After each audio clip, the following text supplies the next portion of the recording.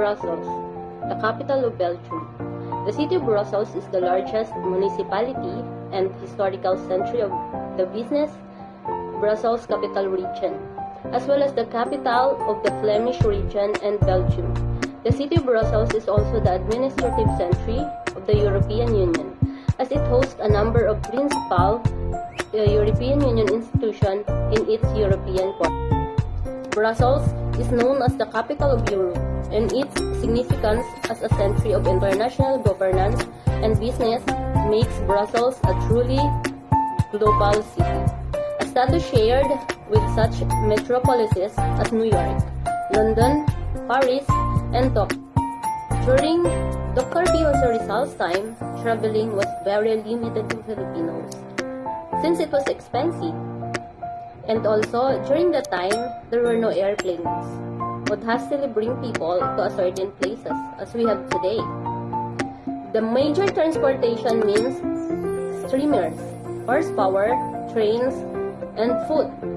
Rizal was not merely a sightseer, but a traveler who studied the culture of the places he visited. He is also traveling to acquire more knowledge, including sciences and literature. Belgian Brussels.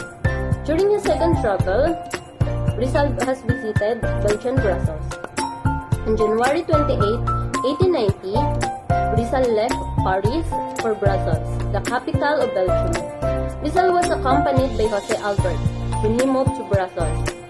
They live in a boarding house on 38 Rue Philippe Champagne, which two Jacobi sisters ran. In Brussels, Rizal was busy his second novel, El Filibusterismo. Aside from writing its chapters, he wrote articles for La Solidaridad.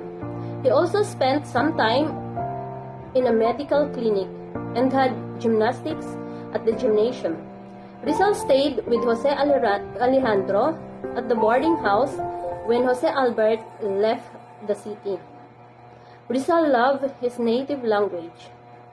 He was the first to advocate the Filipinization of its orthography.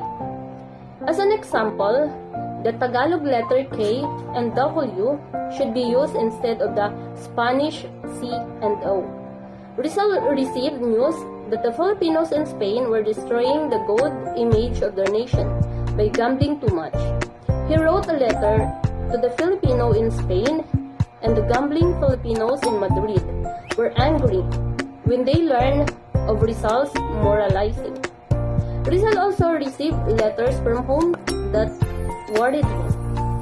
The Calamba agrarian trouble was getting worse. The management of the Dominican hacienda continually raised the land rents. In the face of the suffering that afflicted his family, Rizal planned to go home. He could not stay in Brussels, writing a book while his family was being persecuted. Rizal ignored the warnings of his friends and did not change his plans.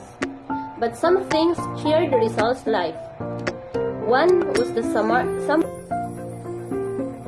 something happened that made Rizal to change his plan in returning to the Philippines, when he received a letter from Pasiano, which related that they lost a case against the Dominicans in Manila, but they appealed it to the Supreme Court in Spain. June 20, 1890, Rizal wrote to M.H. Del Pilar, retaining the latter service as a lawyer, and to inform Del Pilar that he was going to Madrid in order to supervise the handling of the case. July 29, 1890, he wrote a letter to Ponce announcing that he was leaving Brussels at the beginning of the following month and would arrive Madrid about the 3rd and 4th of August. To my muse Amid, he wrote this poem, which was against the background of mental anguish in Brussels during those sad days when he was worried by his family disasters.